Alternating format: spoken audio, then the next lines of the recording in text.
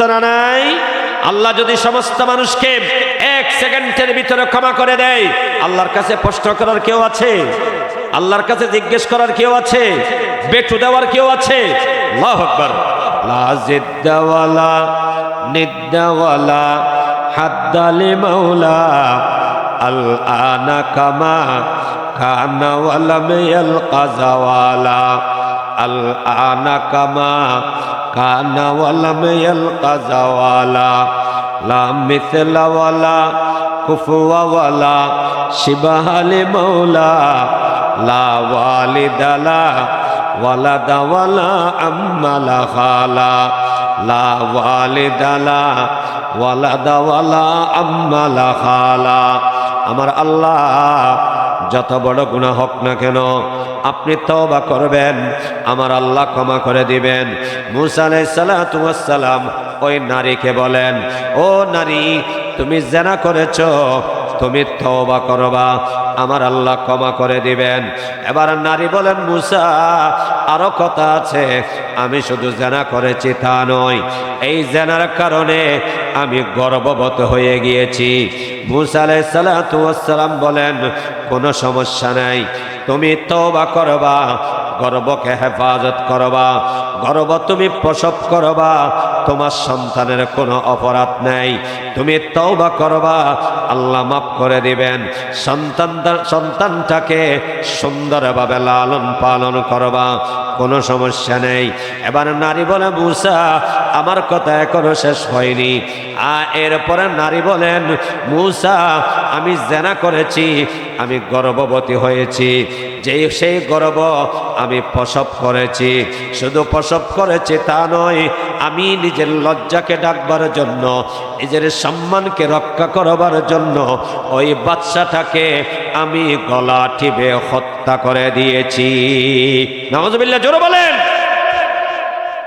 মূসা আলাইহিস সালাতু ওয়াস সালাম আমার ভাইয়েরা একেবারে রাগান্বিত হয়ে গিয়েছেন।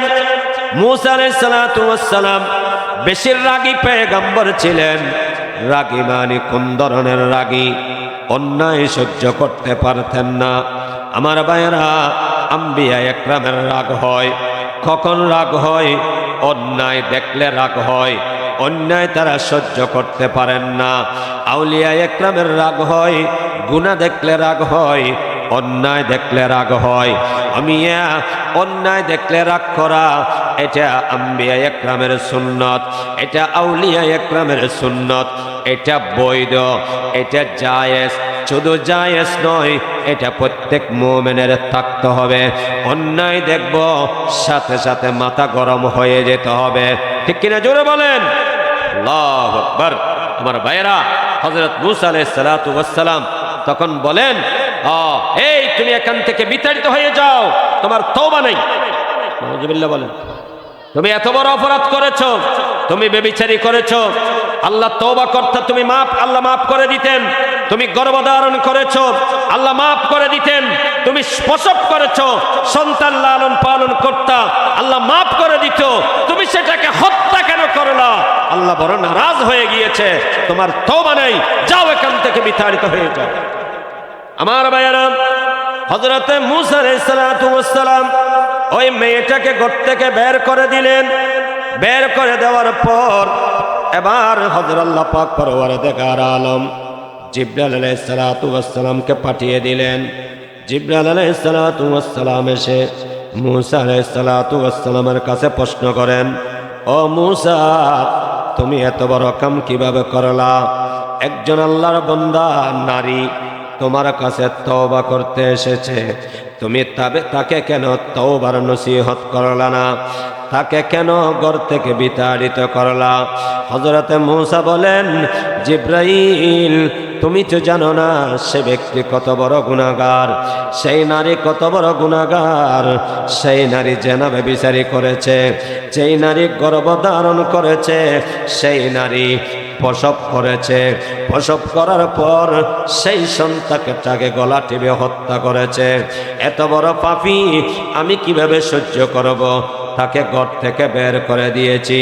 এবার জিবরাইল বলেন, মূসা আলাইহিস সালাতু ওয়াস সালাম, ও মূসা, তুমি জানো না আর তোমার এলাকায় এর চেয়েও বড় পাপী আছে।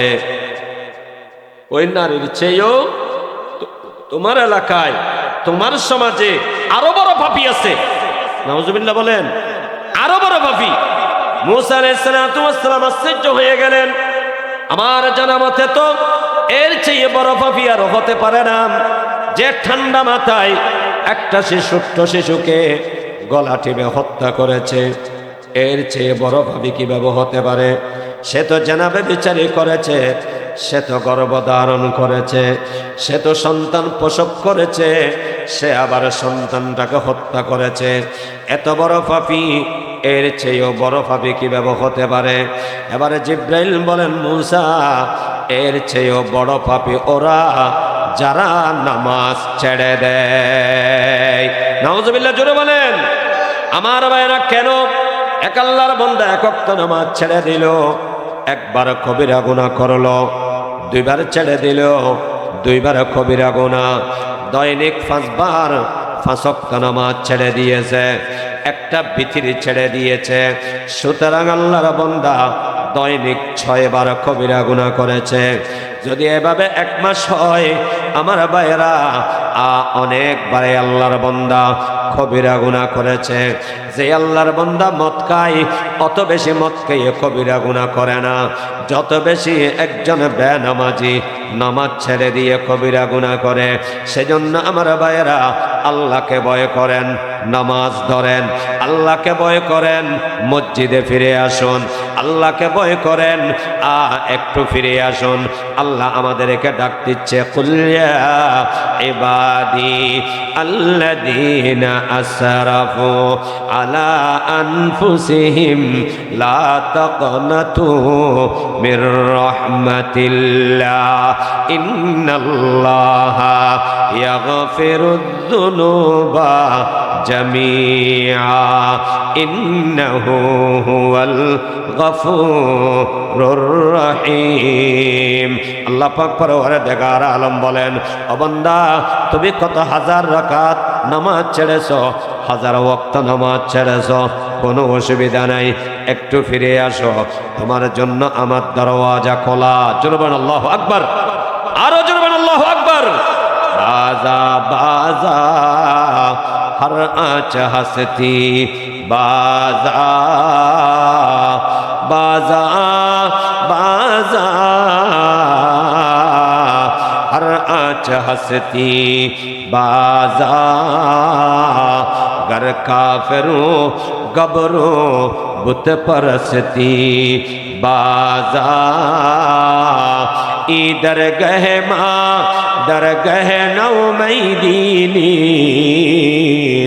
सदबार अगर तौबा शिकस्ती बाजा। আমার ভাইয়েরা, একটু ফিরে আসুন, একটু ফিরে আসুন, তওবা করে ফিরে আসুন। ও বেনামাজি ভাইয়েরা, আপনি কাফের হয়ে যান নাই, আপনি আসুন, ফিরে আসুন। আল্লাহর রহমতের দরজা বেনামাজির জন্য খোলা আছে না নাই? আরো জোরে বলেন, খোলা আছে না নাই? তওবা করলে মাফ করে দিবেন কে? ফিরে আসলে রহমতের চাদরে ডেকে নিবেন কে? আল্লাহ আমাদের সকলকে তৌফিক দান করুন, আমিন। হযরত সালমান ফারসি বলেন, সাদ রে, আপনার মজমার মধ্যে দেখেন লোক ছিল, লোক সংখ্যা ছিল 10,500। আপনি এদের ভিতরে দেখেন কোন কবিরা গুনাহওয়ালা আছে কিনা। হযরত সাদ ইবনে ওয়াক্কাস অন্তর্দৃষ্টি সম্পন্ন আল্লাহর ওলি ছিলেন, অন্তর্দৃষ্টি সম্পন্ন আল্লাহর ওলি ছিলেন, সাহাবা ছিলেন, আশরায়ে মুবাশশারার সদস্য ছিলেন, এবং ইসলামের ইতিহাসের সর্বপ্রথম ঈমান আনা মুসলমানদের অন্যতম একজন ছিলেন হযরত সাদ ইবনে আবি ওয়াক্কাস রাদিয়াল্লাহু তাআলা। সুবহানাল্লাহ বলেন।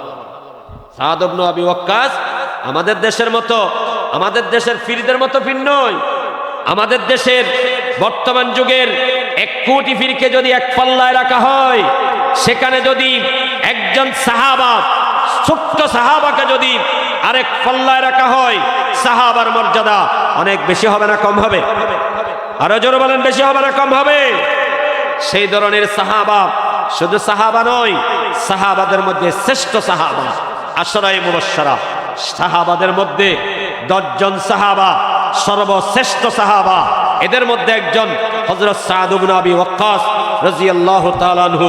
তিনি ডান দিকে তাকালেন, সাথীদের দিকে তাকালেন, সামনের দিকে তাকালেন, বাম দিকে তাকালেন, সাথীদের দিকে এক এক নজর বুলিয়ে তিনি বলেন, ভাই আমার এই গ্রুপের মধ্যে, আমার এই জামাতের মধ্যে একজনও কবিরা গুনাহওয়ালা নেই, একজনও কবিরা গুনাহওয়ালা। আল্লাহু আকবার, আল্লাহু আকবার। উনি কিভাবে বললেন? উনি কিভাবে বললেন? আউলিয়ারা হাসাত কুদরত আজ ইলা, আউলিয়ারা হাসাত কুদরত আজ ইলা, তীর জসতা বাজ গরদান জরা, তীর জসতা বাজ গরদান জরা। আল্লাহর ওলিদের বিশেষ ক্ষমতা আছে না নাই? আরো জোরে বলেন, আছে না নাই? আল্লাহ পাক পরওয়ারদিগার আলম হযরত সাদ ইবনে আবি ওয়াক্কাসের অন্তর্দৃষ্টি দান করেছেন। অন্তর্দৃষ্টি দিয়ে দেখেছেন একজন কবিরা গুনাহওয়ালা নেই। এবার হযরত সালমান ফারসি বলে, ও সাদ ইবনে আবি ওয়াক্কাস আমির সাহেব, এখন আপনি সিদ্ধান্ত নেন, আপনি যে কোনো সিদ্ধান্ত নেবেন আল্লাহ আমাদের সাহায্যে এগিয়ে আসবেন। জোরে বলুন সুবহানাল্লাহ। আল্লাহ আমাদের সহযোগিতা করবেন। তখন হযরত সাদ ইবনে আবি ওয়াক্কাস বলেন, চলো তাহলে সাগরের উপর দিয়ে চলো। বিসমিল্লাহি তাওয়াক্কালতু আলাল্লাহ লা হাওলা ওয়ালা কুওয়াতা ইল্লা বিল্লাহ। এই দোয়া পড়েছেন, বিসমিল্লাহি তাওয়াক্কালতু আলাল্লাহ লা হাওলা ওয়ালা কুওয়াতা ইল্লা বিল্লাহ।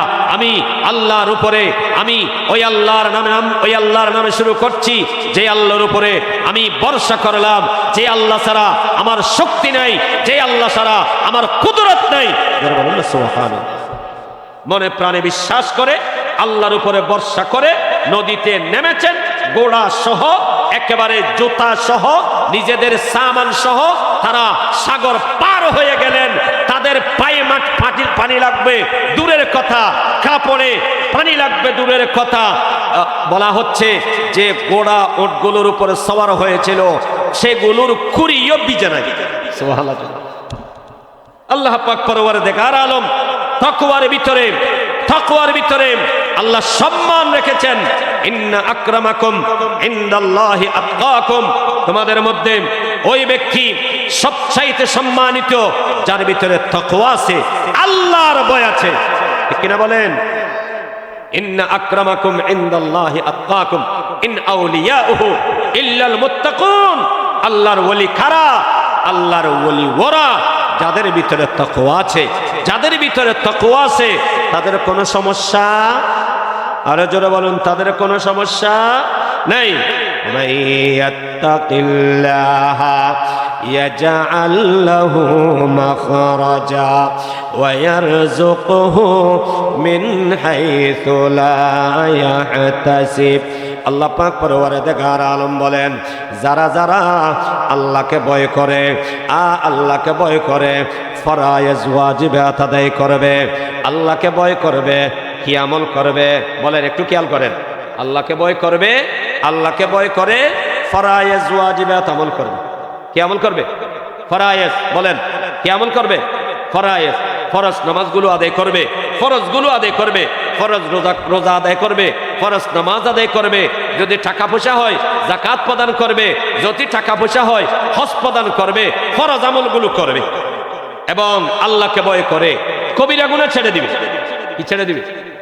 আর বলেন, কি ছেড়ে দিবে? কবিরা গুনাহ ছেড়ে দিবে। এই সবকটুকু নিয়ে যান। ফরায়েজ ওয়াজিবাত আদায় করব, কাকে ভয় করে? আল্লাহকে ভয় করে। এবং কবিরা গুনাহ ছেড়ে দিব, কাকে ভয় করে? আল্লাহকে ছেড়ে দিই, আল্লাহকে ভয় করে। আল্লাহকে বড় ভয় করে কবিরা গুনাহ ছেড়ে দিব, আল্লাহকে ভয় করে ফরায়েজ ওয়াজিবাত আদায় করব। ইনশাআল্লাহ আমরা আল্লাহর ওলি হয়ে যাব, আল্লাহর বন্ধু হয়ে যাব। আল্লাহ পাক পরওয়ারদিগার আলম আমাদের জীবনের সকল সমস্যা সমাধান করে দিবেন। যারা বলেন সুবহানাল্লাহ। আমাদের আজকের প্রধান অতিথি সাহেব সম্ভাব্য এই এলাকার, বাস্তবে এই এলাকার কৃতি সন্তান।